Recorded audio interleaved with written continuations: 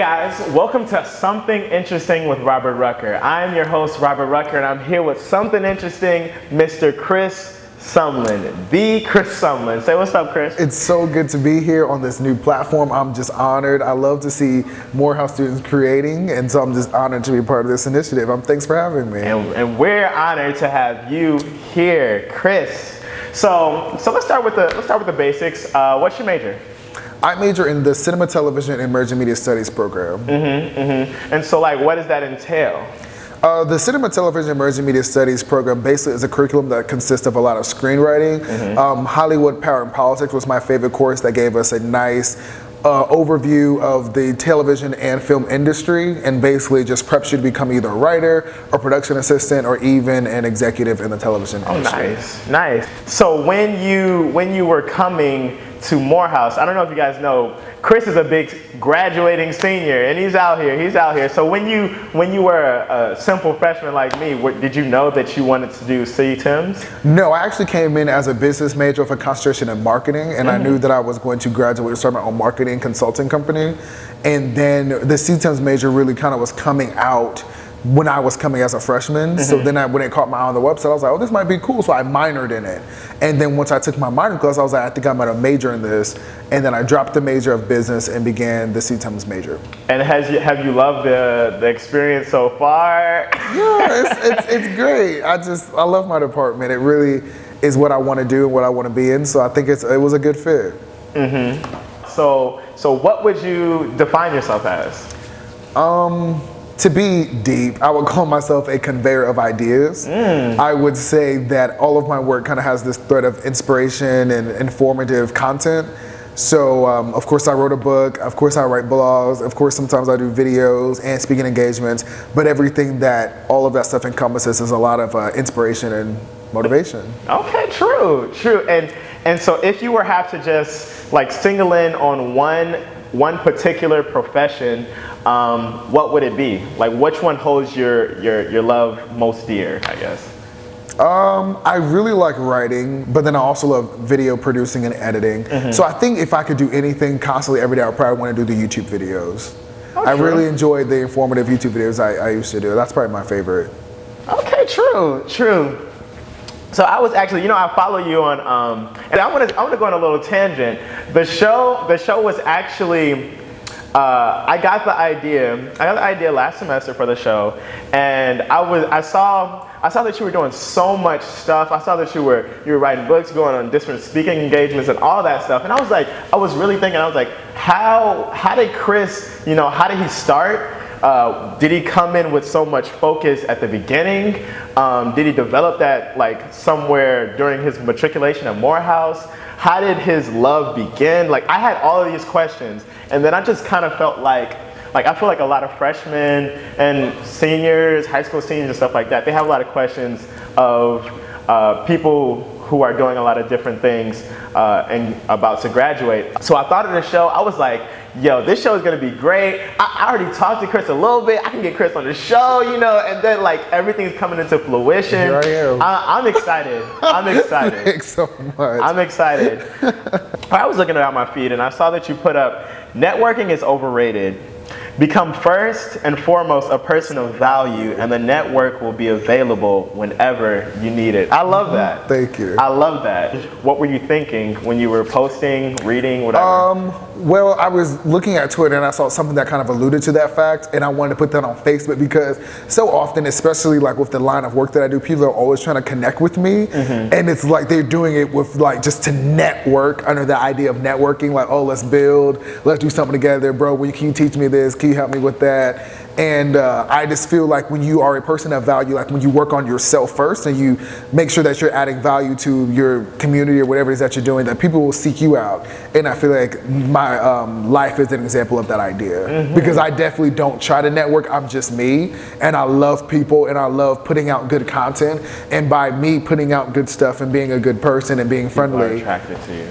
They come to me, So I tell everybody that's what everyone should strive to be, is someone of a person of value that as produces opposed good to stuff. someone who just uses people, to promote themselves. Absolutely. That's a word. That's a word. Do you feel like reading is important? Do you feel like it's just a thing you do? Because I know that you read a lot. Yeah, I try to read an hour a day every morning. It's literally the first thing that I usually do. And I think that reading for me has kind of been my escape from growing up in not the best situations and living in an impoverished neighborhood. It was because my mother would take us to the library and I saw my father reading that kind of allowed me to understand that reading was cool and something that I should strive to do daily. And I really didn't start reading deeply until maybe like my sophomore year of college, like for recreational purposes. But I will say that I think everybody should read. I mean, I read so much that I decided to write a book to get more people to read. And yeah, I think reading is one of the best things a person can do. That's cool. So what's your favorite book? My favorite book would probably have to be The 7 Spiritual Laws of Success by Deepak Chopra, because it's very short and it talks about like the law of intention, the law of detachment, a lot of spiritual laws that I really hold true. I really enjoyed that book.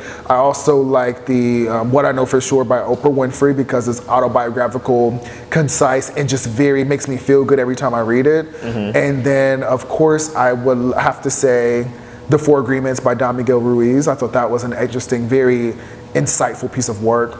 So probably those 3 will be like my top 3 if I don't know if I have just one. Wow, yeah. They sound good. I honestly haven't read any of the 3. 7 Spiritual Laws of Success by Deepak Chopra, like that will be a good start for you. Oh, really? That's a good one. 7 Spiritual Laws of what? Success. Success. Okay, I'm going to check it out. Is it at the Morehouse bookstore? Let's pray that it is. But I know that you get on Amazon relatively cheap. Okay, true.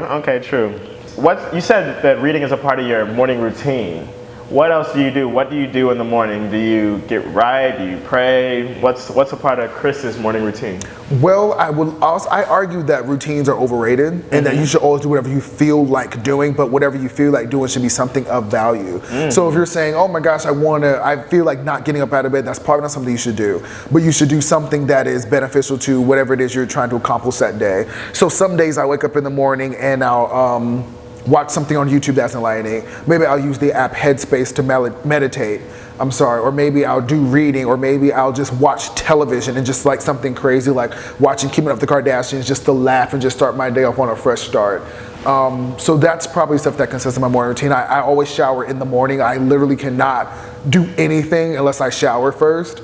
So some people like go out and then come back and shower later, like literally roll out of bed. First thing I'm doing is showering and drinking maybe some water and some apple cider vinegar just to get the day going. Interesting. So we know that you're getting ready to graduate. Are you excited? Are you ready to go? Ready to get out into the world? Well, one thing about me, because of the life that I've had and my experience here at Morehouse, I'm very present at all times. So I prepare for the future in the present moment. So I'm not so much looking forward to graduation or the thing after. I'm just making sure that I'm doing my absolute best today, and then I'll do my absolute best tomorrow. And then I'm in that present moment giving it 100%, because I know if I prepare in that day, the next day will be good, and the next day will be good, and then eventually I'll have a very successful life. So I'm just kind of numb at this point, just trying to focus on the present moment and doing my best now. And so like what's next? What do you have planned? Are you ready to go out? Are you out there? Are you ready? Am I out there? I'm out there, all right. I'm out there. Well, I'm working on my 2nd book right now. Oh, nice. Which I'm very, very excited about. I think it's going to really touch a lot of people. I'm also going to continue to blog and continue to take my website, my brand, wChrisSumlin, to the next level.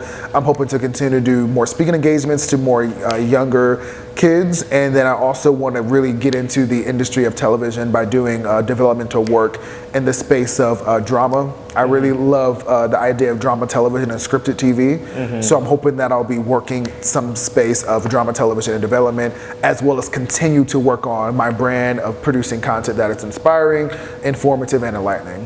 Hey, this sounds like a mission statement. That's so much knowledge. Yeah. So what was the first book about? The first book was called Dealing with This Thing Called Life. It was 12 stories, 12 lessons, and 12 affirmations with one goal of really getting young people to read and be inspired. And I basically wrote it in about a month. The first draft I literally wrote in 1 month. And then I took about maybe 6 or 7 months of like editing and cover design and so forth like that. And it was basically just a self-help book, and I based it on 12 stories that are told chronologically from 14 till about my sophomore year of Morehouse. So it starts off when I was in high school, freshman year, and it goes all the way to the very end of my sophomore year of Morehouse in the summer of my internship in 2015.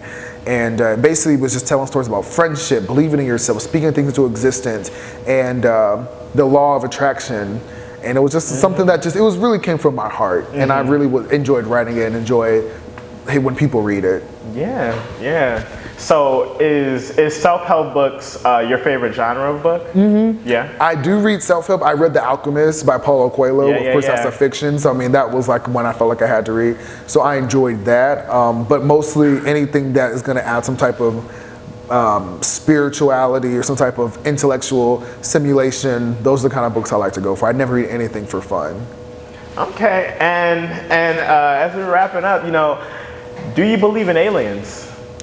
Do I believe in aliens? I would say we have to define what an alien is. We have to use language. So if we're defining an alien as some like extraterrestrial being that exists in the ethers of the universe outside of the Earth, I think there's a possibility that might exist. So yeah, why not, Red? I believe in aliens. Why not? Chris has so much knowledge, man. I was just excited to have you on the show. It's really been really fun. Thanks for coming. Really appreciate it. Thank you so much, man, for having me. You can let them know your website, social media. Everybody's Chris Sumlin here. You can follow me at Chris Sumlin on Instagram, Twitter, and Facebook. You can also visit my website, www.thechrisumlin.com, where you can find all things Chris Sumlin, where experiences become lessons. I look forward to meeting with all of you. Thanks so much. And thank you guys so much for watching Something Interesting with Robert Rucker. I appreciate it.